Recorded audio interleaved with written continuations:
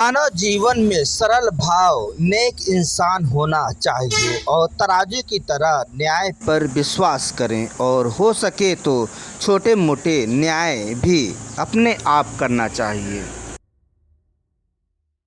सभी भारतवासियों को मेरा नमस्कार, गुड मॉर्निंग। और हर भारत के नागरिक को मैं सैल्यूट करता हूं।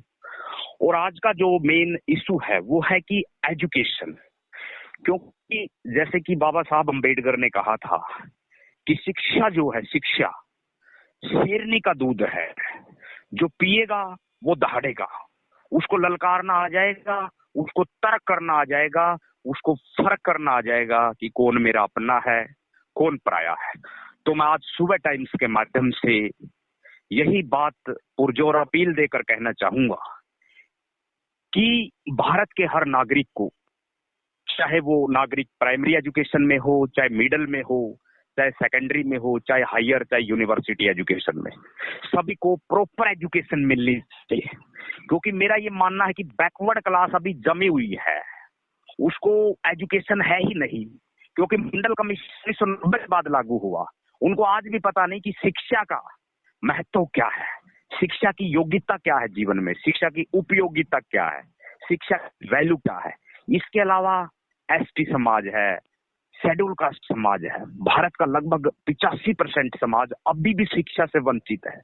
अभी भी भारत के लगभग 80 से 85% जो है ऐसा समाज है जिनके यहाँ एक भी ग्रेजुएट नहीं बन पाया है। तो मैं आज सुबह टाइम्स के माध्यम से भारत के Narendra Modi, prime minister of India, और सभी राज्यों के मुख्यमंत्री से ये गुजारिश करना चाहूंगा कि जो शिक्षा का अधिकार है उसको आपको लागू करना है। उसको आपको पूरा हर गांव में, हर गली में, हर कस्बे में, हर टाउन में, हर तहसील में, हर जिले में, हर राज्य में, पूरा कारगिल से कन्याकुमारी तक भारत शिक्षित होना चाहिए। अगर सही मायने में हम भारत को सुपर पावर बनाना चाहते हैं। क्योंकि मेरा ये मत है कि शिक्षा से जागरूकता पैदा होती है, शिक्षा से हमारी लिसनिंग स्किल डेवलप होती है। अगर एक शिक्षित इंसान होगा, पहले आपकी पूरी बात सुनेगा और सुनने से लीडरशिप डेवलप होती है। तो सबसे बड़ी स्किल क्या है? लिसनिंग स्किल, सुनना। और एक शिक्षित व्यक्ति, शिक्षित नागरिक ही सुन सकता है। तो मैं गुजारिश करूंगा कि जो शिक्षा का अधिकार कानून है, जो 2000 के बाद पारित हुआ भारत की पार्लियामेंट से, उसको पूर्ण रूप से लागू करना चाहिए। क्योंकि मैंने लगभग पूरे भारत का भ्रमण किया है और इस मुद्दे पर पहुंचा हूं कि आज भी भारत के बहुत से, यानी 99% निजी स्कूलों में गरीबों के बच्चों को एडमिशन नहीं मिलता है। उनको सिर्फ और सिर्फ एक कटोरा पकड़ा दिया जाता है सरकारी स्कूल में। और जिसके कारण क्या होता है, जिसके कारण दरिद्रता फैलती है, बेरोजगारी, बेकारी, गरीबी फैलती है, भ्रष्टाचार फैलता, अपराध फैलता है। जैसे कि बहुत बड़े एक फिलोसफर ने कहा था कि अगर आप एक स्कूल खोलते हो तो एक जेल बंद करते हो। तो मैं फिर कहना चाहूंगा कि शिक्षा जो है जागरूकता पैदा करने का बहुत बड़ा माध्यम है। जैसे कि साउथ अफ्रीका के प्रेसिडेंट नेल्सन मंडेला ने भी कहा था कि शिक्षा एक सशक्त माध्यम है किसी भी समाज को बदलने का, सशक्त अधिकार और सशक्त हथियार है किसी भी समाज को जागरूक करने का। तो इन्हीं शब्दों के साथ, क्योंकि शिक्षा हमें सामाजिक रूप से, राजनीतिक रूप से, आर्थिक रूप से बुनियादी तौर पर जागरूक करती है। शिक्षा से नए नागरिक पैदा होते हैं। तो अगर भारत के प्राइम मिनिस्टर माननीय नरेंद्र मोदी विचार को सुन रहे हैं, तो मेरी उनसे तहे दिल गुजारिश है कि भारत के उस समाज को जो सदियों से वंचित रहा, जो लोहे का काम करने लगा, जो चमड़े का काम करने लगा, जो सोना कूटने का काम करने लगा, जिसको सिर्फ हाथ का ही काम करने लगा, उसके दिमाग को जमा दिया, तो उनके लिए ऐसे कोई योग्यता युक्त स्कूल बनाए जाए ताकि समाज का वो बैकवर्ड क्लास, समाज का वो शेड्यूल कास्ट, समाज का वो शेड्यूल ट्राइब, आदिवासी, वो भी आईएएस बने, वो भी पीसीएस बने, वो भी डीएम बने, वो भी डीसी बने, वो भी पीएम बने। ताकि भारत में वो जो बाबा साहब डॉक्टर अम्बेडकर कहते थे कि मैं भारत में एक समता मूलक समाज, क्योंकि समता सिर्फ है। इसलिए मैं गुजारिश करूंगा कि भारत सरकार इसके ऊपर रिसर्च करे और राइट टू एजुकेशन 1947 में आजाद हुआ था। 26 जनवरी 1950 को भारत का संविधान लागू हुआ।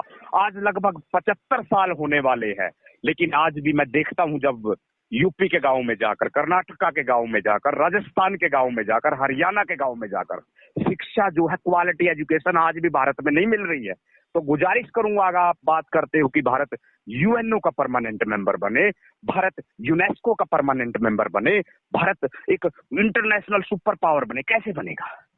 यहाँ की बुनियादी जरूरतें जो है, क्योंकि जो व्यक्ति शिक्षित नहीं होगा वो क्या करेगा? नशा करेगा, क्राइम करेगा, दूसरे की बात नहीं सुनेगा। तो सबसे बुनियादी चीज ये है कि शिक्षा के अधिकार को बुनियादी तौर पर लागू करना चाहिए। और आज सुबह टाइम्स के मेरे साथी लालचंद सोनी डेफिनेटली बहुत अच्छा काम कर रहे हैं, लेकिन मैं फिर गुजारिश करूंगा कि वो इस बात को पूरे विश्व तक पहुंचाएं। और माध्यम बहुत अच्छा है, क्योंकि सोशल मीडिया को जो है फोर्थ पिलर माना जाता है, और फोर्थ पिलर की ड्यूटी है कि वो अपनी बात पत्रकारिता के माध्यम से, नहीं तो मुझे लगता है कि फोर्थ पिलर कहीं टीचिंग ना बन जाए।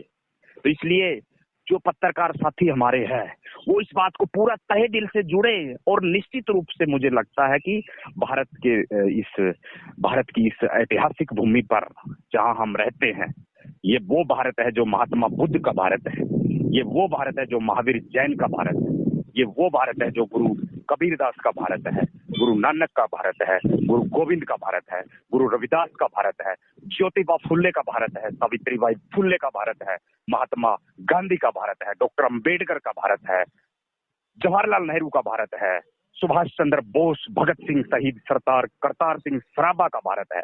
इतने महान आत्माएं हमारे यहाँ पे हुई। तो शिक्षा जो है शेरनी का दूध है, जो पिएगा दहाड़ेगा। इसलिए शिक्षा के कानून को बुनियादी तौर पर लागू करना चाहिए। मैं प्रोफेसर हरीश सरोहा यही बार बार गुजारिश करना चाहूंगा भारत के सभी नागरिकों से और विश्व की बड़ी एजेंसियों से कि भारत के इसको जरूर आप आइडेंटिफाई करिए कि शिक्षा का अधिकार अभी लागू नहीं हुआ, तो ये लागू होना चाहिए। इन्हीं शब्दों के साथ मैं आप सबसे रजा चाहूंगा, क्योंकि समय की बहुत कमी है। सभी का बहुत बहुत thank you for listening me patiently. नमस्कार दोस्तों, मेरे चैनल को सब्सक्राइब, लाइक करें और आइकॉन को जरूर दबाएं ताकि आने वाले वीडियो को आपको नोटिफिकेशन मिल जाए। धन्यवाद।